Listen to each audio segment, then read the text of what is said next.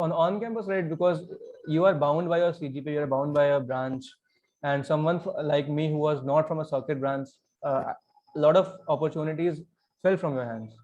So Right. and off campus, there's every company that is open for you. There's no bound ki, you are from this branch, and they don't look at your Mhm. branch, they don't look at your college, they don't look at your CGPA. So that is something that is really powerful, I feel.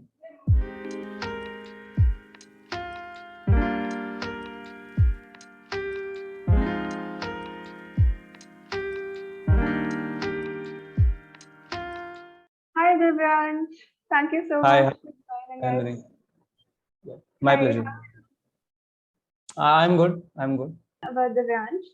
He graduated from NIT Warangal in civil engineering in the 2017 to 21 batch, and he was a placement coordinator in his final year.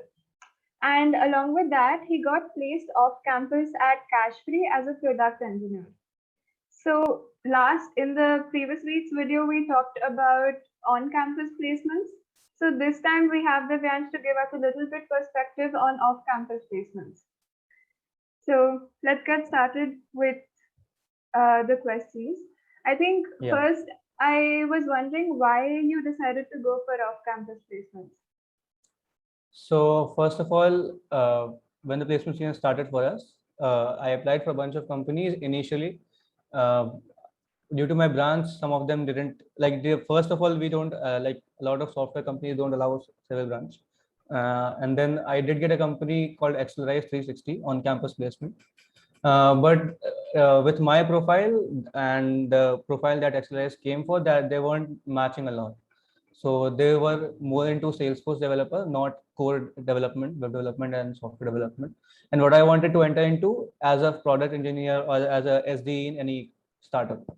So that's why once I got the Accelerate 360 placement, then I started, just exploring what are the startups, because always I have planned ki I want to go into a startup, be it early stage or in a medium stage. But yeah, I want to go into a startup.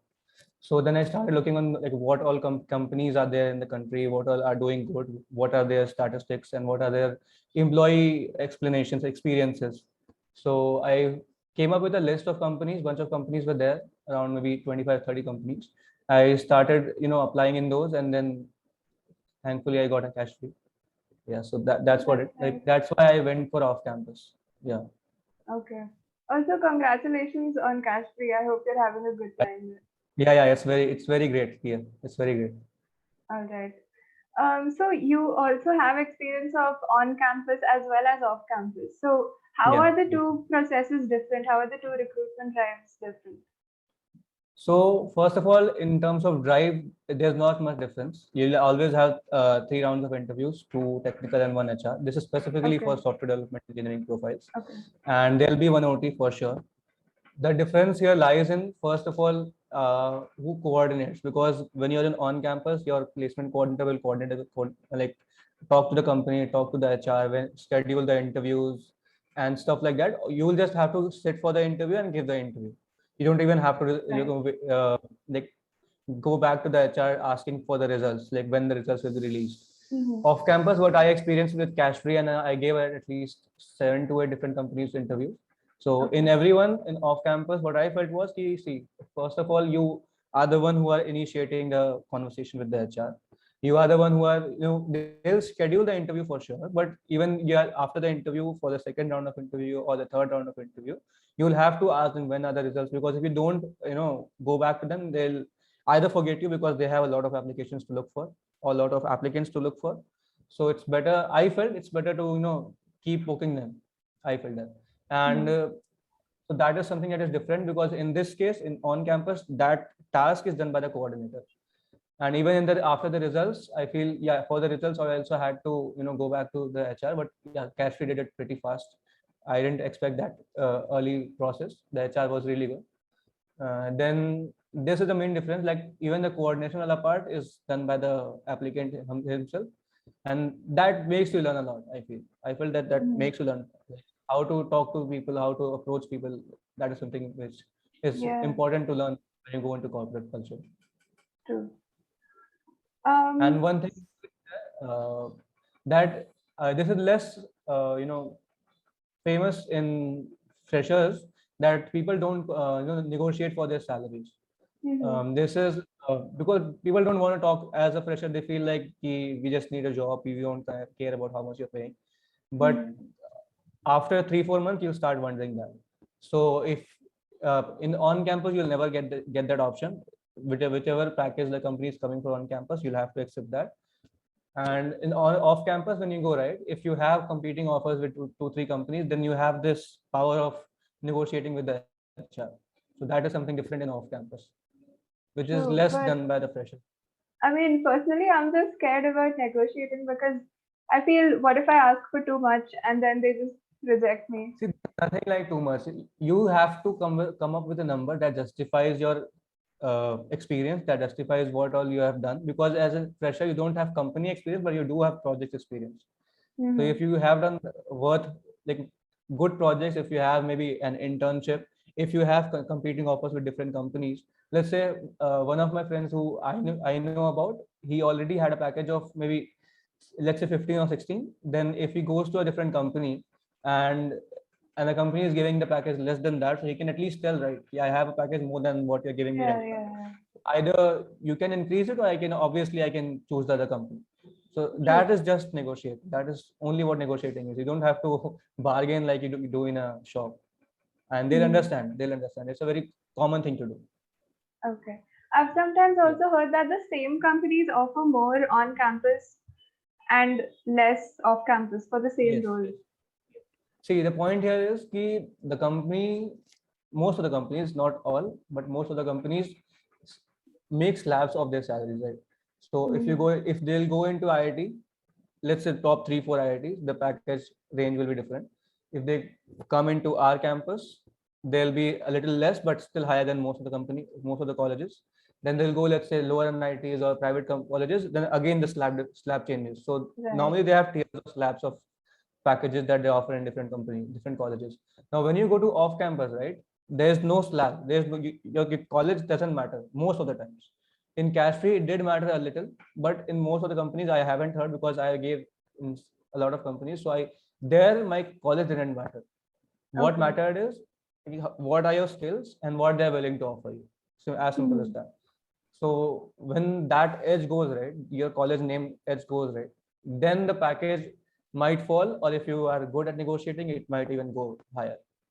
So it's not just it goes less, it can go higher depending on what your skills are, how your skills are, and what all offers do you have. So but yeah, it will surely be different. While we're talking about skills, what all would you say recruiters look for? Like brand name, CGPA, what other things that they look at in your resume, while shortlisting and selecting? You're talking about on campus or off campus? Or should I off compare campus? both? Or whatever you feel like. So, first of all, on campus, right, they'll see what your college you're from, because obviously they're coming to your college. Then they'll see your CGPA because they have a cutoff. Because when you go into college, there are 600, 700 students to interview of. To take the OT of, obviously they'll have to look at your CGPA and then let's say 7 or 7.5 plus and all that. In off campus, it's not like that. Off campus, they'll simply give you an OT link. You have to give the OT. CGPA, most of the times, they will not even inquire what your CGPA is, what your college is.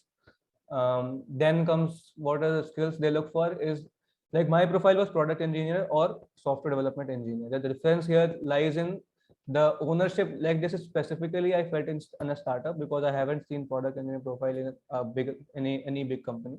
They are normally SDs. Product in Cashfree specific, what I felt was a little more ownership is given to you, because they expect you're not just a SD, you have a little say in your ownership of the product. So when you are going for product engineering, so what they look for is, first of all, DSA. That is the first thing that any person who is going into development should study for, data structures and algorithms.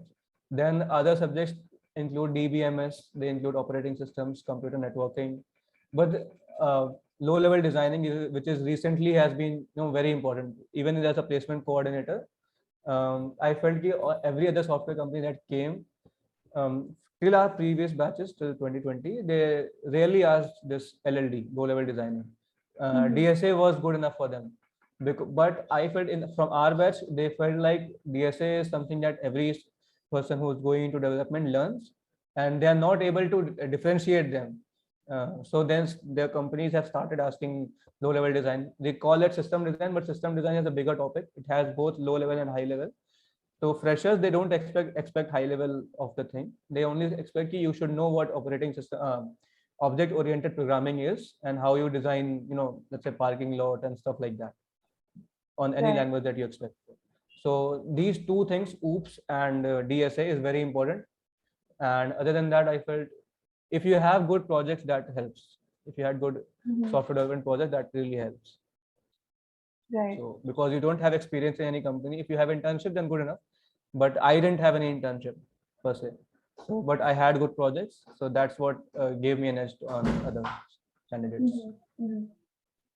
Right. And you also talked about that you had 7-8 interviews off campus. Yes, So yes. how did you basically look for all these jobs? What platforms did you use? And then how did you identify which profiles you were interested in, which company you would fit into? Yeah, so like I told you, like I got my on-campus placement in Accelerate in around October. So I fairly had around 8-9 months of my college life left, which I was at home, so I didn't have anything else to do. So I first made a list of companies, let's say 25-30 companies. Then I started, the one thing that has worked well for me is LinkedIn. Even in my internship time, I got an internship, it got later cancelled. So, and LinkedIn is something that really helped me with that. Just go over there, make a good profile, connect with people, make a good network of your students, and company HRs, company employees, talk to them. Not just, I didn't like normally what people do, right? They send a connect request, they connect with them, and directly they tell that this is my profile, give me a referral. So that sounds rude. Even I am being on the other side, right? I also feel that this is kind of a rude thing to do. It's better that at least ask the person how he's doing and what the work that he is doing. You need to know, right, what company you're applying for. You need to know what the experience of the person is who is working there. So what I usually did, I followed a pattern that I have to, let's say for Cashfree itself, right? So I went to a person who was working over there. Then no, like I tell, like what is Cashfree, what they do, what technology stack they're working upon, and how is the experience of him. Then slowly when I started researching about Cashfree, I got interested into the work that they're doing, the company culture and stuff like that. Then I asked the person, because he knew well about me, I'm inquiring about Cashfree, so I might be interested. Then I asked him, can you refer me, or is there any vacancy? So he just told me, yeah, this is the HR, you can contact him, we are hiring for off campus. Then I went to the HR, same process, exactly same process I did with the HR, and then she gave me the OT link and the process followed. And this actually I did for almost all this takes time, this takes patience. Not all people will reply you, not all people will, because every person who is working in a company, he'll get at least 50-60 messages every day of this time. So don't expect everyone will reply you, but yeah, just keep at it, because a lot of people will reply you. So I mean, all you need is one referral. That is it. So that is the best thing that worked for me. Other than that, I feel some people also go for angel.co. There's a website called angel.co. So there it's more of early stage startups, and in not just India, abroad also. So there you can find directly the co-founders, CEOs, higher officials of the companies posting jobs over there and making the company's profile also. You can go through the profile of the company, what do they do, and then if you want to apply, then you can apply. And then the same process that LinkedIn happens, same thing happens on Angel.co. So that is something that a lot of people do use that. But for me, only LinkedIn. I use only LinkedIn. Okay, nice.